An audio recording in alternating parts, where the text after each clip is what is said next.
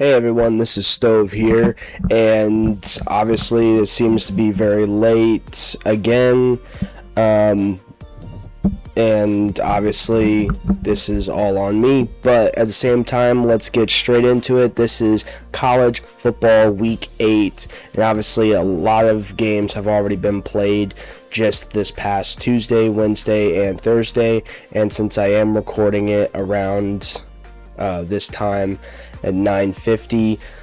Quite a few games are in the middle of their stuff right now. I think Miami and Louisville are almost done with their stuff. I don't know who's winning on this one. Last time I did check, it was like the middle of the third quarter, and Louisville was winning by 7 points, so that was pretty darn interesting, seeing that Miami was struggling with them, and also whenever I last saw the Nebraska Cornhuskers and Minnesota team, I think Minnesota was up by 1. It was like 7-6. But yeah, so on Tuesday we had some Tuesday, Wednesday, and even Thursday we had some of the smaller leagues, the Sun Belt, the I think the American League, just, a lot of, American Conference, just, some very small teams here and there. Jacksonville State able to beat Delaware, UTEP beating Sam Houston, Liberty beating New Mexico State, Arkansas State beating South Alabama, stuff like that. East Carolina finally getting a win after me having some faith in them. And like I said, you have Miami versus Louisville, Nebraska versus Minnesota, San Jose State versus Utah State, and North Carolina and California. So obviously I'm not really going to do those games just because they're already in the middle of their stuff. I have really no clue what's going on. I'm hoping Louisville can just knock off Miami, because Miami just might drop instantly out of the top 10 if that happens. Nebraska I'm rooting for just because Matt Rule seems to be a very solid guy there.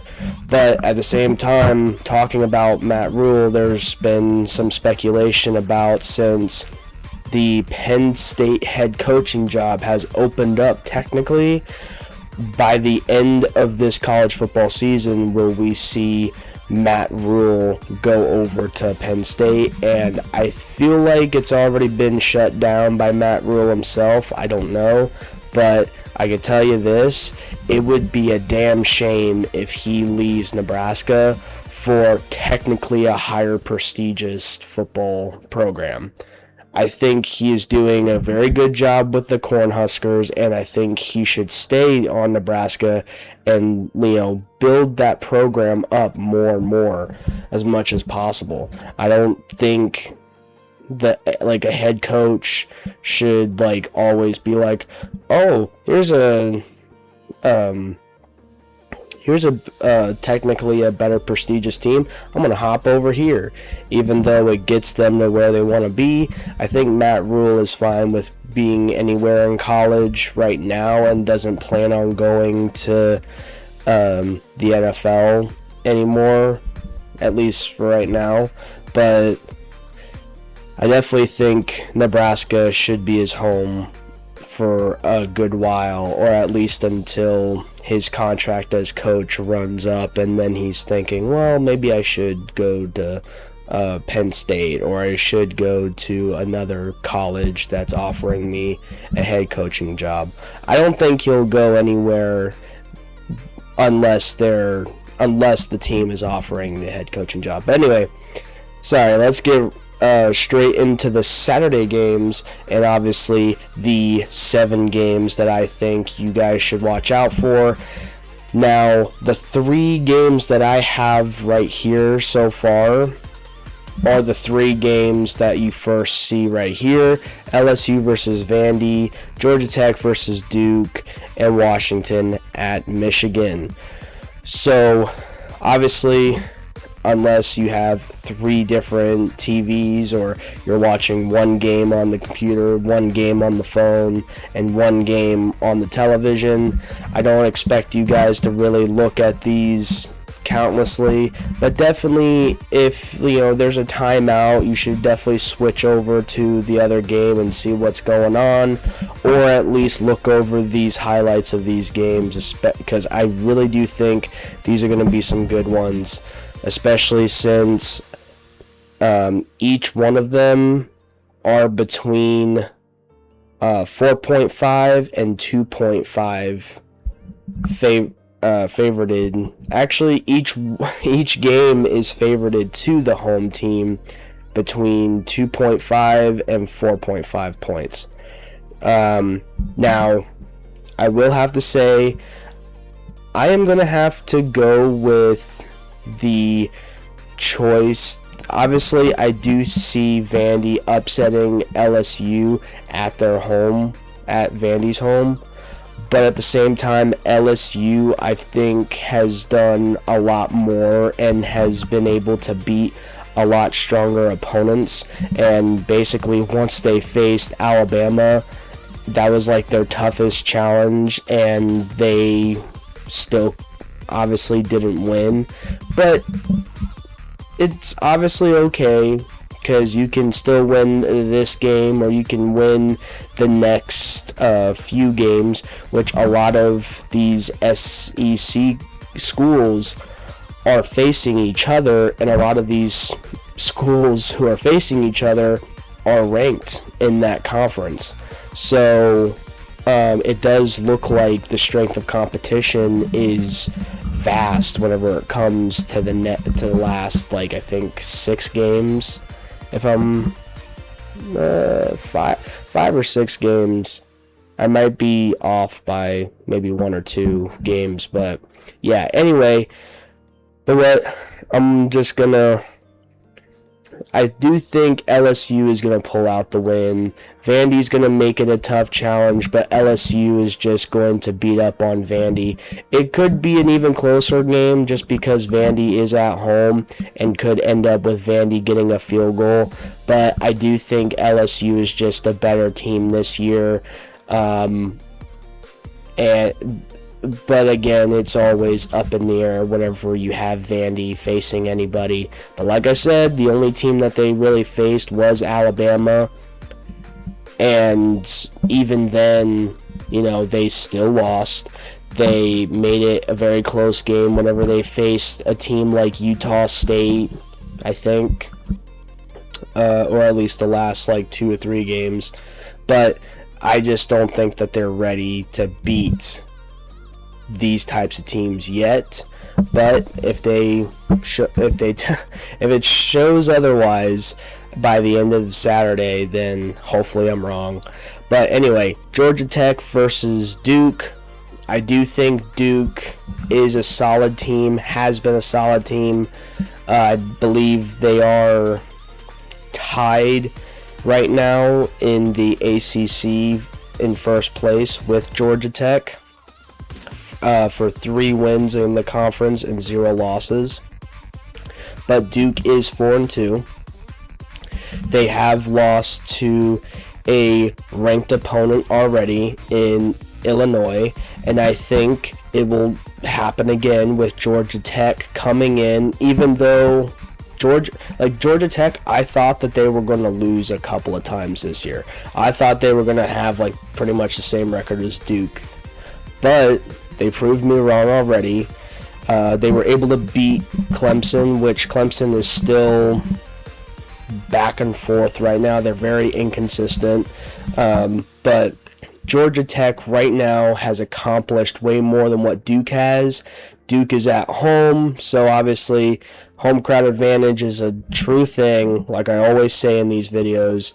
But Georgia Tech will end up beating Duke, I think, with really no problem. Now, it's college, so there could end up being a very close few drives at in the fourth quarter where Duke has that chance to take the lead and keep that lead until the time runs out. But like I said, Georgia Tech has been on a very good roll.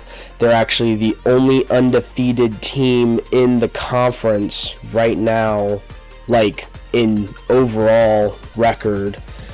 And I think that, they're going to show why they are 6-0. They're going to show why they should end up being the number one team in the ACC conference, even though you still have teams like Miami, you still have teams like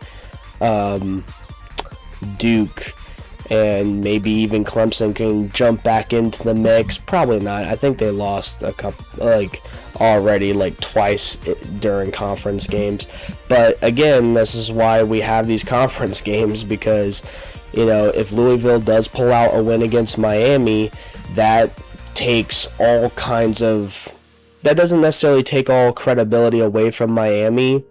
It may just show that all teams from all different conferences, it's bloody war whenever it comes to a lot of these matchups, and that it's great to see that, because that just means that nothing is predictable in college. Hell, nothing is predictable in sports. And some things can be very predicted, but it's great when it's unpredictable and it surprises the entire audience, whether you're watching it from home or you're in that crowd witnessing something absolutely exciting, absolutely beautiful whenever it comes to sports entertainment and entertainment in general. But I do have Georgia Tech still staying undefeated and going 7-0 by the end of that game. Washington versus Michigan. Washington has looked pretty good. Their only loss was to the Ohio State right here. But Michigan has lost to already Oklahoma, which was a solid team. Obviously, Oklahoma did lose last week, but still, it's a pretty solid team. And then Michigan also lost to, I don't know why I'm not thinking of it, but obviously this is going to be a second. They lost to now ranked USC, which again, I'm very happy that a team like USC is back in the contention pool whenever it comes to stuff like that. But with Washington, that quarterback has been just playing outright great. Bryce Underwood from Michigan, obviously he's a freshman. He's going to make these mistakes, and they're going to allow him to make these mistakes as long as he's not trying to do it consistently. And he's going to, perform however well his offense allows him to perform, really. But what they have in Washington right now is already experience. And I feel like that's what's going to end up making Washington be able to beat and have a very good chance at winning the game in Michigan against Michigan. Not necessarily with no problem at all, because Michigan does still have that experienced defense. It shows that their defense is still pretty good, because Michigan hasn't necessarily allowed too many points against their defense, but also neither has Washington. I think Washington right now is the only team that Ohio State is the only team that is kept, besides Texas, obviously, I'm pretty sure. Yeah. So besides Texas, Washington is the only team to keep Ohio State from scoring more than 24 points. every other team so far has been getting scored on like 30 plus more points. And if it wasn't for Washington's turnovers, you would have probably seen Washington at least score a couple. Have a couple of scoring drives. It would have probably ended up being like 24-12 or something like that, but still. But I do, like I said, I do see Washington beating Michigan. Michigan going 4-3.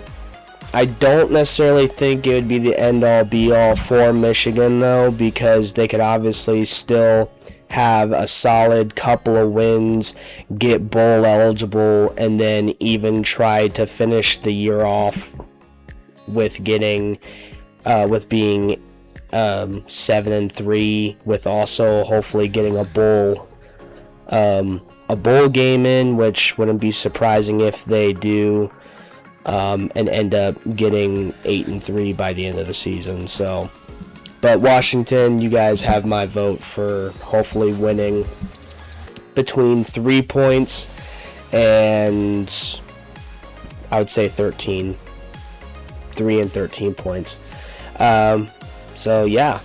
And obviously you have teams like Arizona and Houston. Sorry.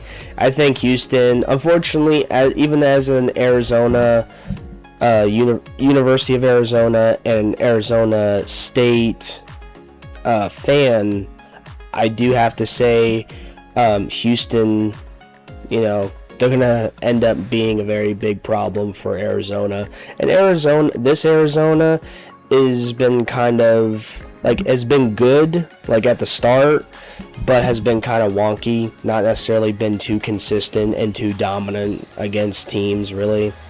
But Houston has been still dominating with their defense. The only thing is, their offense hasn't really picked anything up, at all. The only way that they ever win is if their defense is able to make the plays for that offense and put them into very good positioning, and the confidence level is up, to here. So, obviously, some of these in-conference games, in-conference matchups, some of you guys are going to be like, well, Stove, why did you, pick these certain ones? You say that you're going to try and stay away from the ranked and stuff like that. Yes, which Washington and Michigan I technically have, but at the same time, I'm also looking at it as the matchups, how they're going to affect the conference, how they're going to affect the standings of the rankings of the top 25, or the rankings of each conference. Because obviously, say if Duke wins against Georgia Tech, they're both 3-0. Duke ends up beating Georgia Tech. Duke is right up on top of Georgia Tech, even though Duke has still one more loss than Georgia Tech does. So, and that's the same thing with Vandy. Vandy and LSU, they're facing each other right now. I think both of them have one loss, I'm pretty sure. And it would be amazing to see one of these two teams, if either one of these two teams, if they win, they're breaking Vandy's going to break into the top 10, or LSU is going to get bumped up to probably either 9 or 8, depending on what happens. Maybe even further than that if a top 10 team loses again. But yeah, you got Baylor and TCU, some solid Big 12 teams there. Baylor, I think, could have done a lot better at the start of their season, or at least the first 6 weeks. I felt like they could have done better, but they just been not doing a lot defensively, been giving up a lot. Here's some of the smaller teams, and then you got Oklahoma and South Carolina. Like I said, if South Carolina pulls up the upset against Oklahoma, then Oklahoma, even though South Carolina hasn't really done too good in the conference, beating Oklahoma is going to probably put them, probably not in the top 25 yet, but definitely have quite a few votes to be sneaking right back into there. But it'll also probably put Oklahoma into like top, like between ranked 20 and 25th if Oklahoma does end up losing in South Carolina. But at the same time, Oklahoma, I don't think, is going to have too much of a challenge, in my opinion, with South Carolina, especially if Oklahoma's defense, if they just show up. South Carolina has had way too much hard times right now on offense, and they can't necessarily pick it up very fast. That's the same thing with Ohio State, in my opinion. They don't pick it up super quickly in that first and second quarter, and it always looks like, man, is Ohio State even going, if they do this against tougher opponents, like against Michigan or against, I don't know if they face Penn State or Oregon. I don't think they face Oregon, but I think they face Penn State. Obviously without a head coach, but still a very talented team. But even if they make it to the college playoffs, which it looks like they will, but you go up against those guys in the college playoffs, is Ohio State gonna just go striking, first couple of drives, or are they going to not be able to score really too much until that first half is done, and all suddenly they're down 13-3 and they're wanting to try and score now in the middle of the third quarter, but it's already too late, and they end up getting beat 34-27 or 34-30 just because they couldn't do anything in that first half.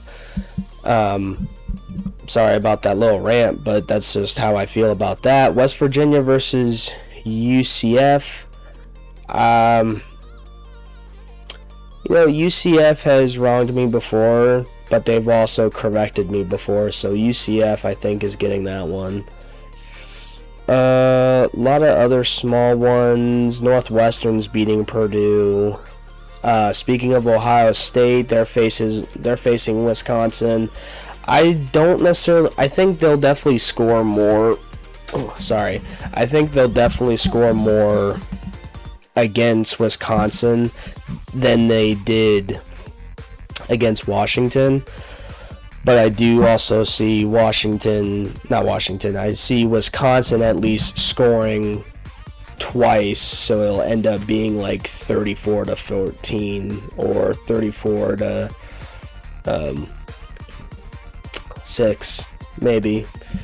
It really just depends on if Wisconsin goes and somehow shocks the Ohio State team first drive, and all suddenly Wisconsin already scored a touchdown, and Ohio State's oh my god, what was this? This is not the Wisconsin we were thinking about. But and then you got number 3 Indiana, which is actually great to see somebody other than Oregon or Penn State or Michigan being up there in the top 4. We got Indiana finally, so props to them. But they're facing Michigan State, which Michigan State, no, Indiana is gonna have a fun time beating up Michigan State.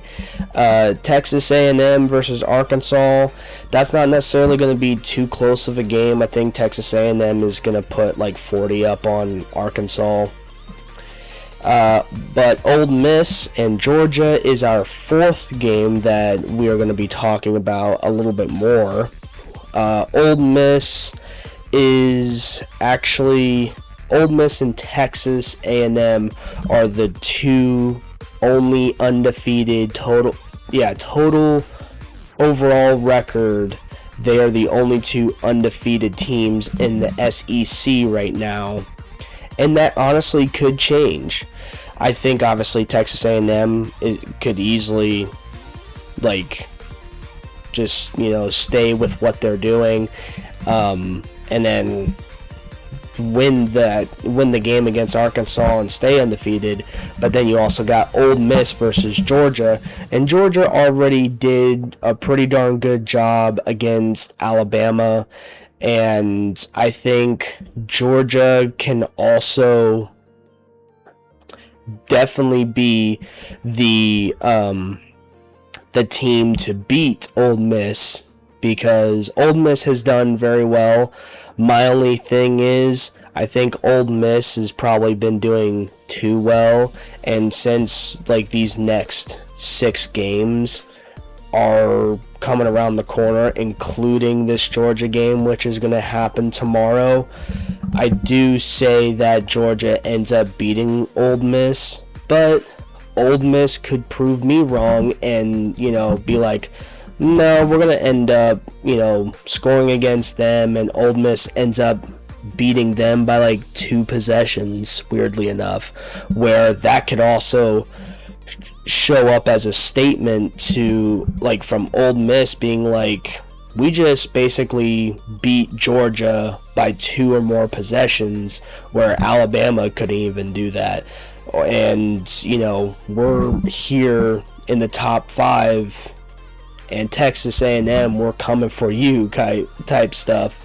Which, honestly, if Ole Miss and Texas A&M can stay undefeated, and they can both stay in the top 10, maybe even the top 4 or top 5, that's going to be the biggest, not only the biggest SEC game matchup in probably since Alabama and Georgia in the regular season, not this year, but in 2021 or 2022.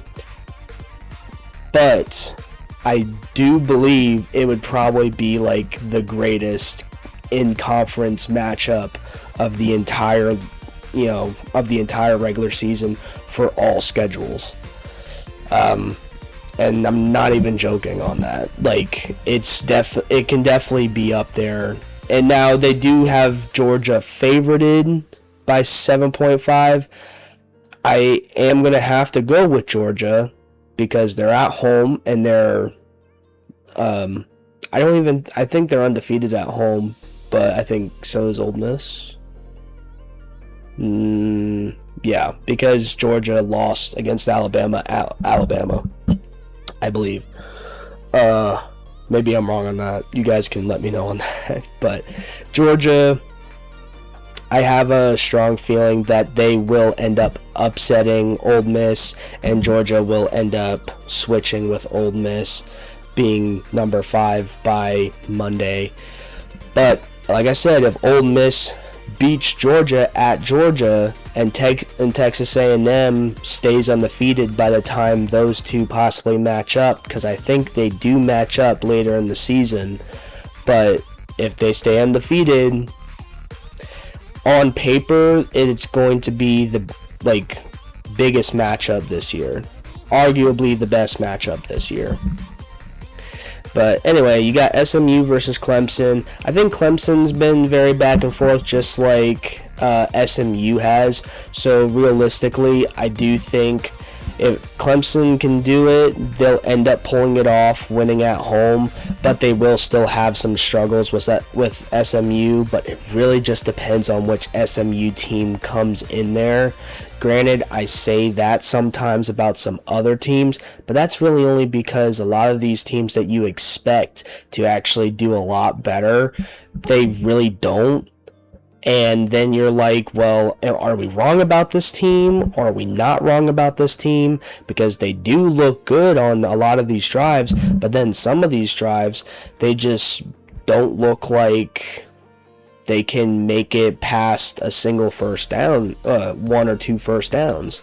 So depending on what defense or what SMU whole team that we get, I think it will end up being a close game the first 3 quarters until one of those teams actually pulls off in the end by 10 or 14 points. Wyoming versus Air Force. I think that's going to be okay. Boise State's going to have fun. But actually, UNLV, I'm pretty sure they're the only undefeated team in their conference, which is actually interesting. James Madison, Old Dominion, North Texas, which North Texas had a solid game against South Florida either last week or the week before. So I think they're going to end up having a solid game there against UTSA. Texas Tech versus Arizona State. Arizona State being at home, it can definitely be pretty close, and that's why it is 6.5 the favorite of Texas Tech. But obviously if Texas Tech was at home, it would definitely be like way above like 13.5 or 15.5 probably. But Arizona State could obviously still pull out a win, or at least make it close enough to where they're like, okay, well, Arizona State's still a good team. It's just with all of the money that Texas Tech has put into their entire team, you would think Texas Tech would be able to just dog walk Arizona State for at least majority of that game. So obviously Texas Tech is going to be fine there. Memphis, they're actually ranked, which is interesting. Mississippi State and Florida, that's going to be a fun one for Florida. Oregon versus Rutgers. Rutgers, they've shown some grit, especially at home, but obviously Oregon's going to do their thing. Virginia is actually ranked, which is great, especially ever since they beat Florida State, and then also won last week. They were able to do their thing, and I think they'll obviously beat Washington State with no problem and stay ranked because of that. Texas is now ranked as well. They'll beat Kentucky, even though Kentucky has done, I think, if I'm right about it, I'm pretty sure they did solid. I was going to say that they did solid with their conference, but I'm literally just thinking of Duke right now. I'm pretty sure Kentucky is like 1-2 right now in conference play. Penn State and Iowa, that's actually going to be a fun game. That was going to be a possible game that I was wanting to talk about, just because you have an Iowa team that's coming off a complete blowout game, and they were the ones that caused that blowout. I think it was like 34-0, which regardless of what team you face, that's still going to be pretty damn good for your team's morale. And Penn State is also coming off of their head coach being fired, and now basically, whether things change or not, obviously talent is still there for Penn State, but whether it's coaching staff that needs to change, whether it's the leadership and the players that need to change, it doesn't necessarily matter. I think also it being with Iowa, being at home, they do, I think last time I saw that, it was like 1.5 or 2.5, and it like kind of bumped up 1 or 2 points for Iowa. So this would be pretty interesting. So this is not on my sheet, but definitely look forward to Iowa facing Penn State at home. Now Tennessee and Alabama. That was another game that I was going to have on my sheet, but I was able to talk to an Alabama fan, same Alabama fan that I've referenced from time to time, but he said, realistically, this game right here at 7:30. It can go either way, and it could either truly be a very back and forth game where both offenses are playing incredible and both defense really don't look like they just look like they don't know what they're doing, and they really can't stop too much of that offense. Now, granted, I'll probably see it to that because I think Alabama will be able to not stop Tennessee sometimes, but then that'll be the same thing as Tennessee won't be able to stop Alabama's offense sometimes. I do think both of them have incredible quarterbacks and a incredible receiving core, and both of them have very good offensive linemen too to protect their quarterback. So it would really be interesting. I would like to see it. Pretty much this game is the type of game where it's like whoever makes the least amount of mistakes on defense and whoever comes up possibly with the most turnovers, in my opinion, because you'll definitely see a few turnovers during this game, because Alabama has gotten some turnovers the last 6 games with their defense getting some turnovers, and Tennessee has also gotten some turnovers the last 6 games as well. So, and both defenses can end up being very good, but at the same time, it is what it is. I don't necessarily I think both defenses are going to end up even having at least 2 sacks each, or maybe one will have more than the other one. But yeah, like I was saying, whenever I was talking to not my source, but the Alabama fan that I talked to, he basically put it like this: it will obviously come down to these offenses, and it could also go like Tennessee could either pull away and win by 2 or 3 possessions, or Alabama will do that exact thing where they'll end up pulling away that 3rd or 4th quarter and win by 2 or 3 possessions. And it'll still be a fun game for both teams and for the audience, but it's definitely something to look forward to, as well as the USC and Notre Dame game. And I do have that as my 5th game that you guys should definitely want to look forward to. USC, I believe this is the first time that they're ranked going into a game, unless possibly even like the very first week they might have been ranked. Sorry, guys. And no, I didn't just do what some of you guys thought I did. I was like, had a runny nose for like the last week and a half. But with Notre Dame having, oh my goodness.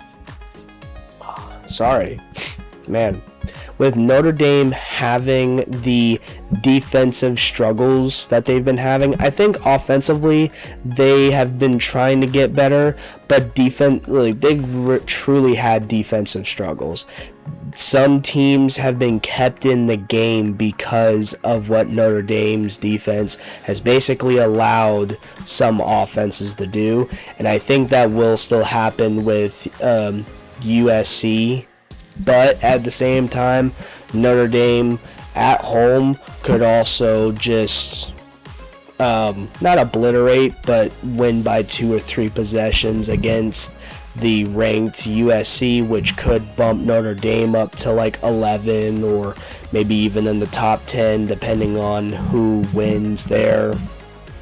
Or if like Alabama loses, Notre Dame could probably jump up, but I think USC's time to shine happened last week when they beat Michigan the way they did, and at the same time they will end up beating Notre Dame, in my opinion, and with that upset they will break into the top 15. I don't know if they'll just switch with Notre Dame rankings wise, but they'll definitely still break the top 15 if they win that Notre Dame game. And obviously ranked 19 South Florida, love to see that they're doing fantastic, and I hope even with a lot of seniors leaving after this year, I would love to see them continuously grow for next year, being able to gain a lot of transfers and maybe even winning over some recruits, some high school recruits, to be like, I want to go to South Florida and make a name for myself there. But yeah, so you got Pittsburgh and Syracuse. Both teams have, like I said about other colleges, Pittsburgh and Syracuse have been right around the teams that have been back and forth. Some games they've allowed more points on defense than you'd imagine, and some games they've ended up doing pretty well on offense to where that didn't necessarily truly matter. They still end up winning some games, so I think that will be a pretty back and forth game, but it does also say Pittsburgh is favorited by 8.5 points even when at Syracuse, so that's going to be interesting. But what I think is going to be even more interesting is the Auburn versus Missouri game. Auburn is 0-3 against in-conference teams. They are 3-3 in overall record. They did start off pretty good with a 3-0 record, but ever since then they could not pull away from winning against any other conference teams. But funny thing is, they obviously are on a 3 losing streak, all by ranked teams, by the way, which just also has to go to show that how strong every SEC school's strength of schedule basically looks right now, especially with like all these teams in that conference. The last like 6 games, so a lot of these teams could end up, a lot of these unranked SEC schools could jump up into the rankings if they somehow turn it up in like the third or fourth quarter, or they completely upset a team like Tennessee, a team like Alabama, a team like Georgia, a team like Ole Miss.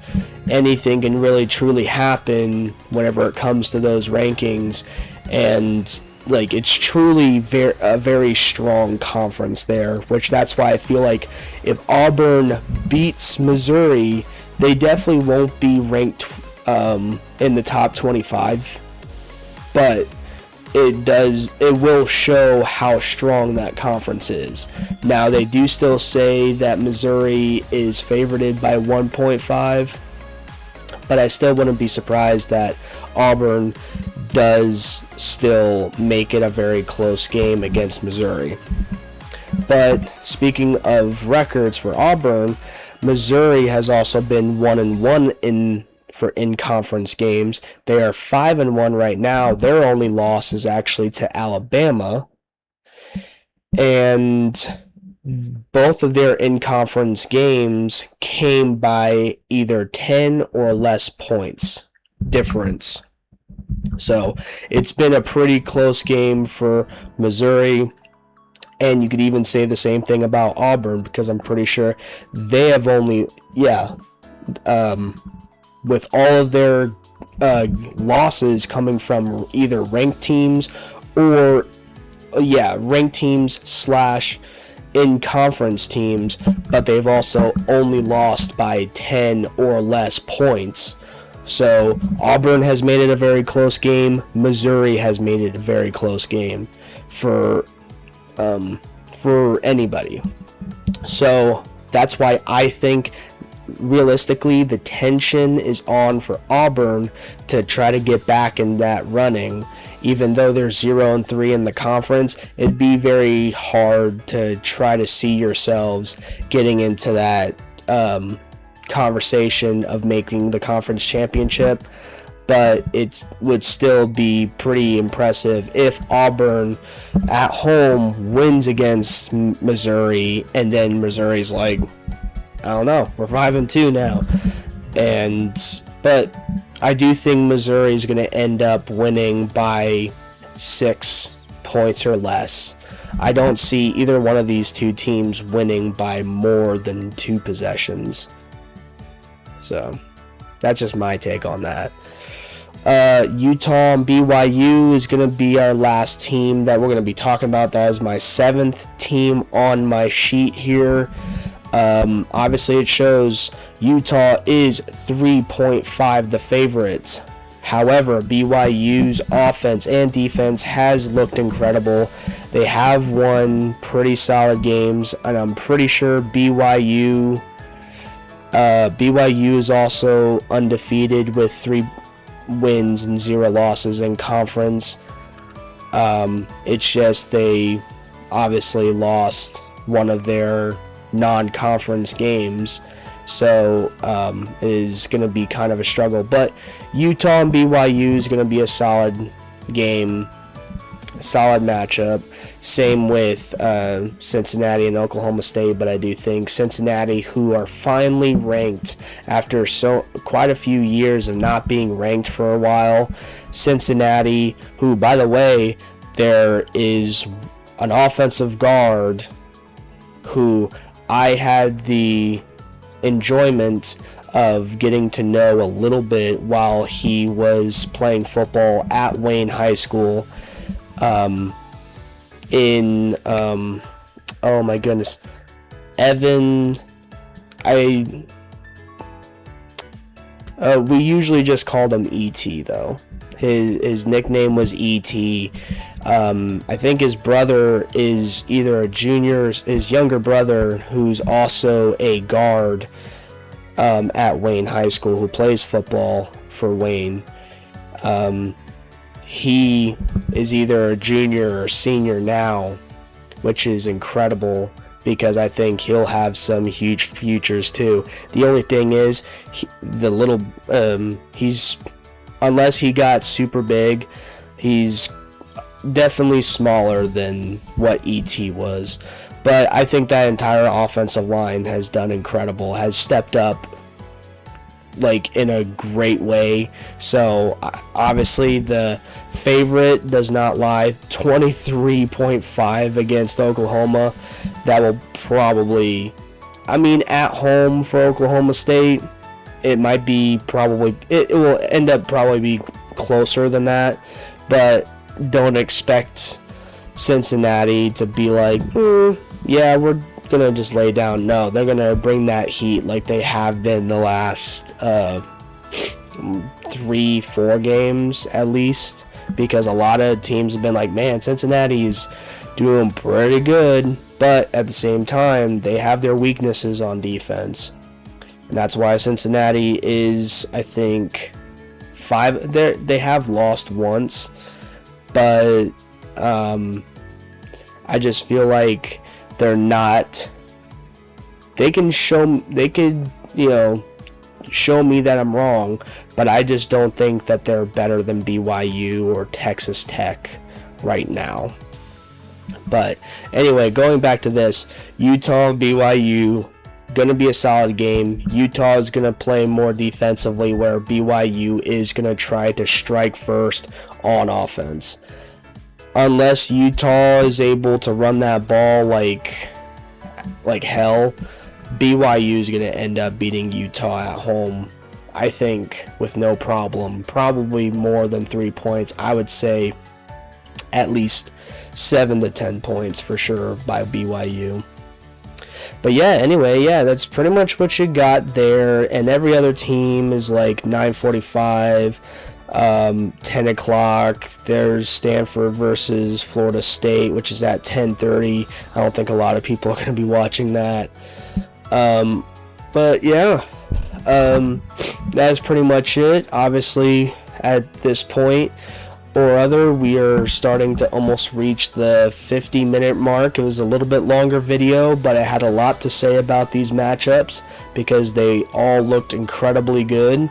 And yeah, this is where we find out who's going to be the standouts between the best of the top 25 and who's going to be those underdogs that swipe these top 25 teams out and able to push into the top 25 themselves and possibly even sneak into the top 16 conversation of college playoffs. So anyway, you guys, y'all have a good day. Please like, please subscribe, and comment to let me know what you think of my conversations about certain matchups. And as always, hope you guys enjoyed the video. Peace.